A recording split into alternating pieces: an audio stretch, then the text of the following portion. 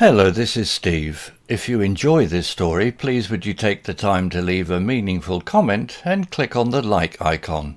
If you want to know when the next story has been uploaded, please click on the notify bell icon to be notified. If you haven't already, please subscribe to my channel and tell your English learning friends so they can benefit too. Thank you. Short story 150, The Unexpected Guest. Rain lashed against the windows of the old lighthouse, creating a rhythmic drumming sound. Inside, Emily, the lighthouse keeper, sat curled up with a book by the crackling fireplace. The solitude of her job didn't bother her. In fact, she rather enjoyed the peace and quiet. But tonight, something felt different. An unsettling feeling gnawed at her. Suddenly, a loud thump echoed through the lighthouse. Emily's heart leaped into her throat. It was an unusual sound, completely out of place in the usual symphony of wind and waves. Putting down her book, she grabbed a heavy flashlight and cautiously crept up the spiral staircase. Each step creaked ominously in the silence. Reaching the top floor, Emily peered out a tiny window, the beam of her flashlight cutting through the rain-streaked darkness. But there was nothing to see, just the endless expanse of the stormy sea. Convinced she had imagined the noise, she turned to descend. But then another sound stopped her in her tracks, a faint scratching sound coming from the roof access door. Curiosity battled with nervousness. Taking a deep breath, Emily approached the door and slowly unlocked it. A gust of wind slammed the door open, revealing a soaked and shivering figure huddled on the platform. It was a young woman, her clothes plastered to her skin, her face pale with fear. "Help!" she gasped, extending a pleading hand towards Emily.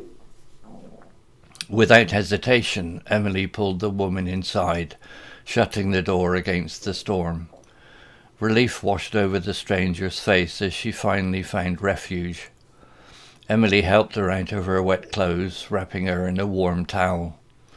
The young woman introduced herself as Sarah, a sailor whose boat had been caught in a sudden storm. She had been lucky enough to make it to the lighthouse before the storm worsened. Emily, relieved to have company in the usually solitary place, offered Sarah her hot cup of tea and a place by the fire. As Sarah sipped her tea, she told her story, the near disaster at sea and the desperate struggle to reach the lighthouse. The storm raged for most of the night. They spent the hours talking, sharing stories and experiences. Emily learned about Sarah's life at sea, the thrill of adventure mixed with the constant risk. In turn, Sarah listened with fascination to Emily's tales of life as a lighthouse keeper, the quiet solitude punctuated by moments of immense responsibility. By morning, the sun peeked through the clouds, casting a soft glow across the restless sea. The storm had passed, leaving behind a sense of calm and serenity. Sarah, refreshed and grateful, knew it was time to leave. "Thank you," she said, her voice sincere. "You saved me more than you know." Emily smiled. "The lighthouse is always here, a welcoming beacon for those lost at sea. You did well to find it." They walked together to the cliff's edge, where Sarah's small sailboat bobbed gently on the waves. A rescue boat, alerted by Emily's radio message during a lull in the storm, was already approaching. As Sarah prepared to board the rescue boat, she turned to Emily, a new determination sparkling in her eyes. "Do you ever get lonely out here?" she asked. Emily paused, surprised by the question. "Sometimes," she admitted, "but there's a beauty in the solitude too. The rhythm of the waves, the endless sky, and the knowledge that I'm playing a vital role keeping ships safe." "I understand," Sarah said, nodding thoughtfully. "But maybe there's room for more than just the rhythm of the waves. Maybe she hesitated, then blurted out, "Maybe you'd like to come sailing sometime, see the sea from a different perspective." The idea struck Emily as both exciting and terrifying. It was a world away from her quiet life on the lighthouse. But looking at Sarah's hopeful eyes and sensing a kindred spirit in this young woman who braved the open sea, Emily felt a spark of adventure ignite within her.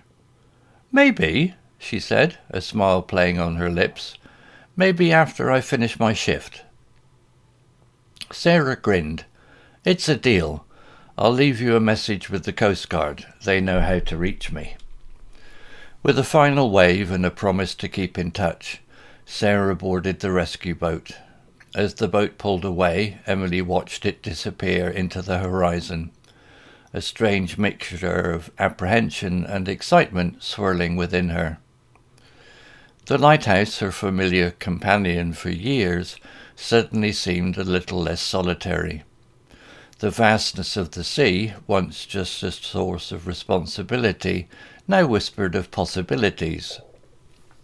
The unexpected arrival of a stranger had brought a breath of fresh air into Emily's life, reminding her that even in the most isolated of places, connections could be forged, and adventures, however unexpected, could be waiting just around the corner, or perhaps just beyond the horizon.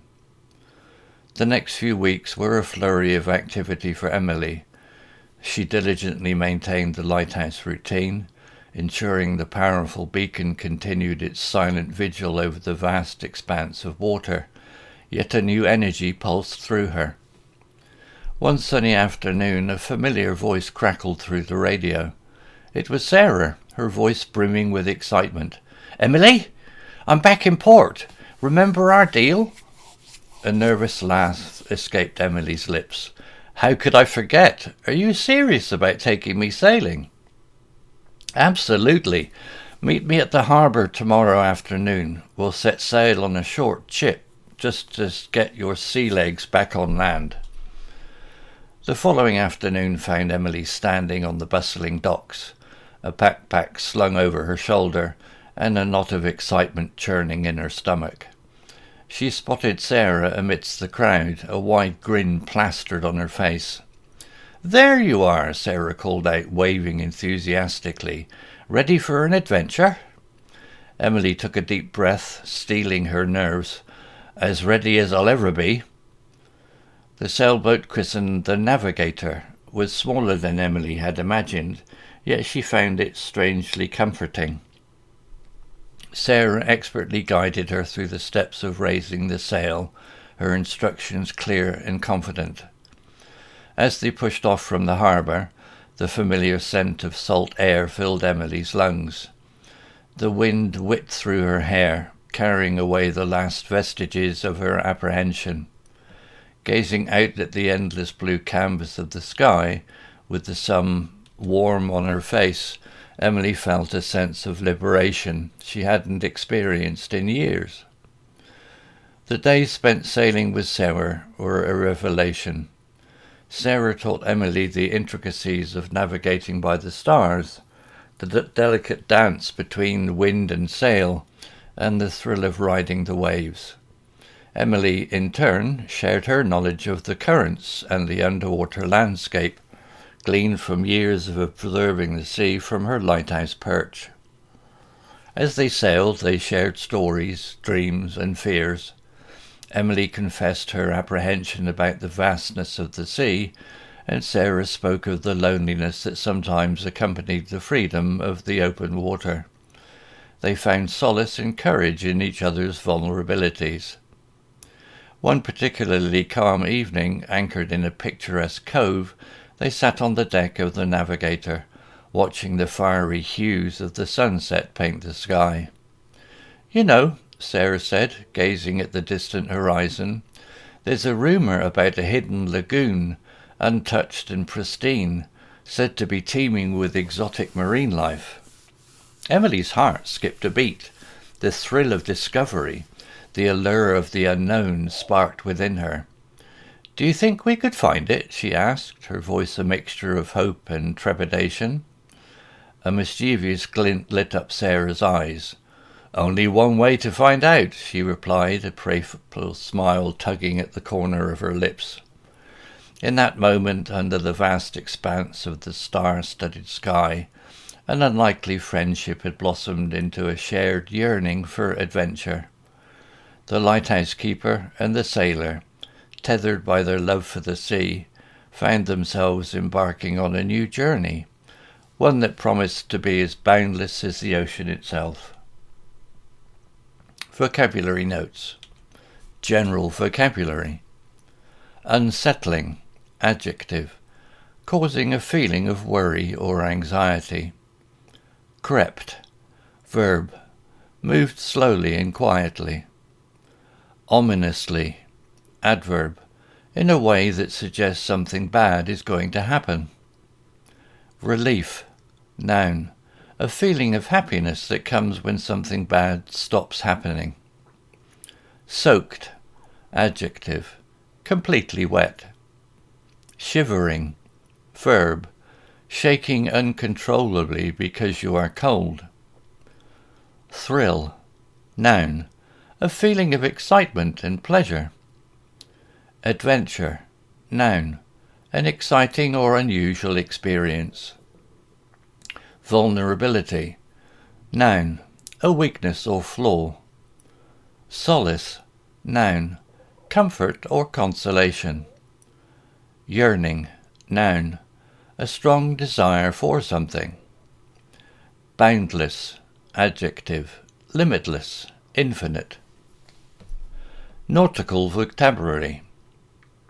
Lighthouse keeper, noun, a person who is responsible for operating a lighthouse. Sentinel, noun, a person or thing that guards or protects a place.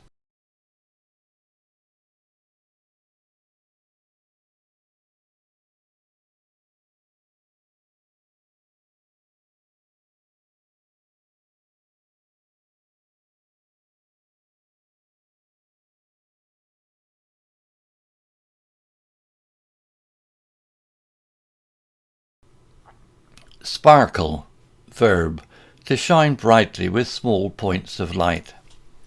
Stern, noun, the back part of a boat.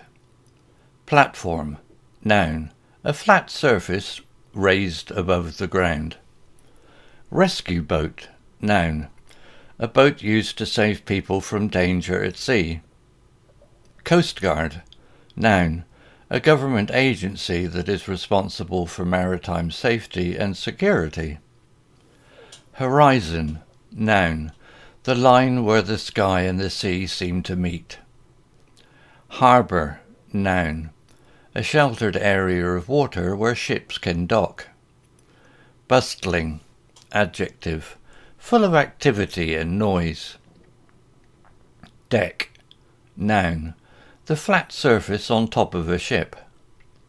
Cove, noun, a small sheltered bay. Lagoon, noun, a shallow lake or pond separated from the sea by a reef or sandbank. Tethered, verb, connected or fastened by a rope or chain.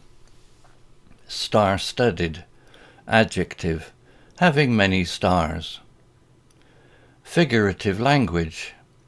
Symphony of wind and waves, noun, a metaphor comparing the sounds of the wind and waves to a musical composition. Beacon, noun, a metaphor for Emily, who is the source of guidance and safety for ships at sea. Story written by Google Bard AI, image created by desgo.com AI. Please check out my new blog at www.steveuk.blog. Thank you.